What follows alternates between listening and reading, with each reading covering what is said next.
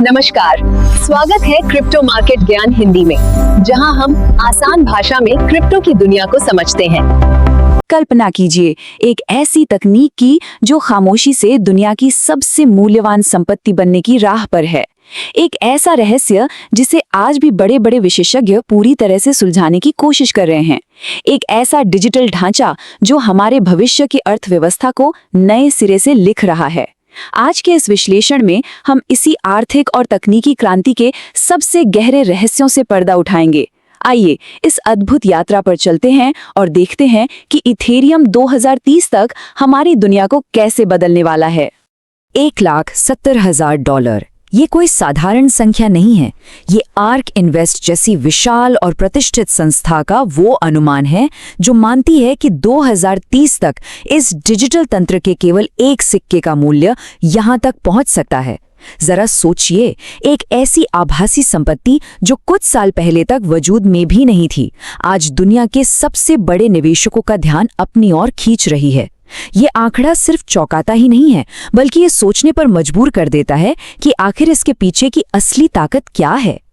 और यहीं से एक बहुत बड़ा और गंभीर सवाल खड़ा होता है, आखिर कैसे एक साधारण सा डिजिटल सिक्का पूरी दुनिया की स्थापित आर्थिक प्रणाली की जड़ें हिला सकता है? कैसे ये एप्पल और माइक्रोसॉफ्ट जैसी महान कंपनियों के कुल मूल्य को भी पीछे छोड़ सकता है? इस सवाल का जवाब महज कीमत की सट्टेबाजी में नहीं छिपा है, बल्कि इसके पीछे एक बहुत बड़ी और ऐतिहासिक तकनीकी क्रांति जन्म ले रही है, जिसकी गहराई को समझना आज के समय की सबसे बड़ी आवश्यकता है। तो आइए शुरुआत करते हैं हमारे पहले अध्याय से, भविष्य की डिजिटल अर्थव्यवस्था। एक कड़वी सच्चाई ये है कि जब भी हम एप्पल या गूगल जैसे बड़ी कंपनियों के डिजिटल मंचों का उपयोग करते हैं, तो वे हमारी कमाई का लगभग 30% हिस्सा शुल्क के रूप में वसूल लेती हैं। लेकिन इस नए विकेंद्रीकृत नेटवर्क के दूसरे स्तर पर ये शुल्क गिरकर मात्र 0.25 से 3% तक रह जाता है। जरा इस अंतर को महसूस कीजिए। ये विशाल तकनीकी कंपनियों के एकाधिकार के लिए एक सीधा और बहुत बड़ा खतरा है। वहीं दूसरी ओर पारंपरिक भुगतान प्रणालियां जैसे वीजा या पेपैल हर लेनदेन पर लगभग 1.79 से 2.9% तक शुल्क वसूलती हैं। इसके बिल्कुल विपरीत इस नए नेटवर्क पर एक साधारण लेनदेन का खर्च केवल 0.001% है। ये अत्यंत सूक्ष्म लागत ढांचा पुरानी वित्तीय मध्यस्थता को पूरी तरह से समाप्त करने और एक नई आर्थिक दुनिया की नींव रखने का काम कर रहा है। अब बढ़ते हैं दूसरे अध्याय की ओर, नेटवर्क का नया तकनीकी युग।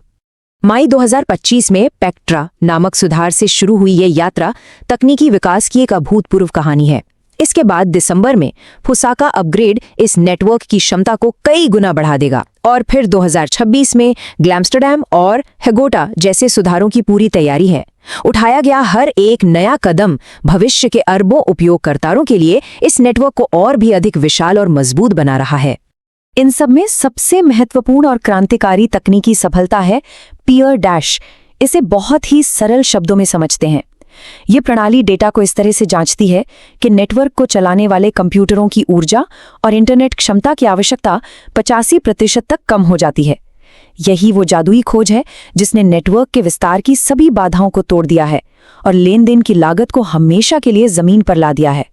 हमारा तीसरा अध्याय है संस्थागत निवेश का महासागर। 58 अरब 33 करोड़ डॉलर, इस विशाल संख्या की गहराई को समझने का प्रयास कीजिए। ये वह अपार धन है जो 2026 की शुरुआत तक इस नेटवर्क की सुरक्षा और ब्याज कमाने वाले तंत्र में सुरक्षित रूप से बंद कर दिया गया है। यह महज एक आंकड़ा नहीं है, ये दुनिया की सबसे बड़ी संस्थाओं के उस अटूट विश्वास का जीता जागता प्रमाण है जो वे इस तकनीक के भविष्य पर जता रहे हैं। पारंपरिक वित्तीय दुनिया अब इसे सिर्फ सट्टेबाजी या एक अस्थिर सिक्का नहीं मानती। निवेश माध्यमों और बड़ी कंपनियों के खजाने में इस संपत्ति का लगातार जमा होना एक बिल्कुल नया रुझान है।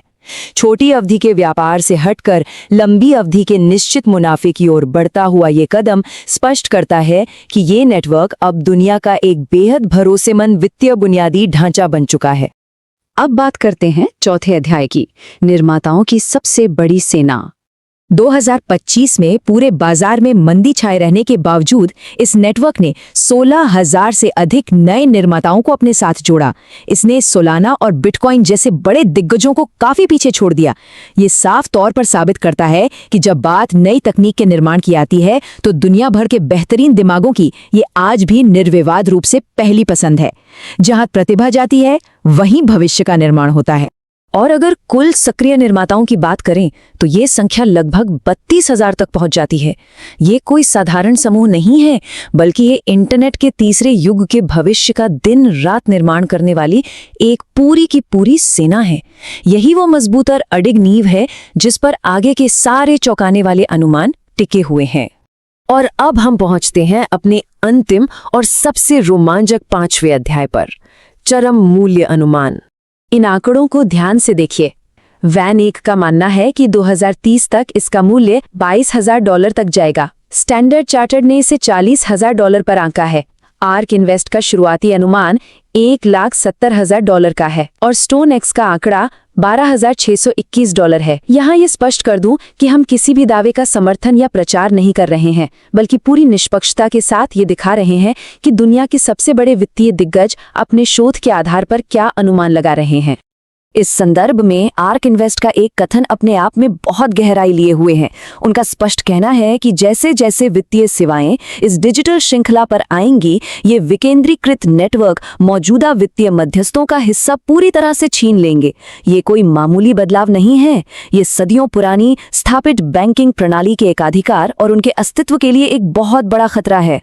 इसे और गहराई से समझने के लिए वैन ए के सबसे आशावादी परिदृश्य को देखते हैं। वे कहते हैं कि यदि यह नेटवर्क भविष्य में वैश्विक बैंकिंग और कृत्रिम बुद्धिमत्ता के भुगतानों पर पूरी तरह से कब्जा कर लेता है, तो इसका मूल्य $52,300 तक पहुंच सकता है। ऐसा होने पर यह दुनिया की सबसे मूल्यवान संपत्ति बन जाएगा। फिर से याद रहे, ये एक अत्यंत असाधारण परिस्थिति का अनुमान मात्र है, कोई निश्चित भविष्यवाणी नहीं। यह सिर्फ यह दर्शाता है कि इस तकनीक की अंतिम सीमाएं क्या हो सकती हैं। तो अंत में हम एक बहुत गहरे और दार्शनिक सवाल पर आकर खड़े होते हैं।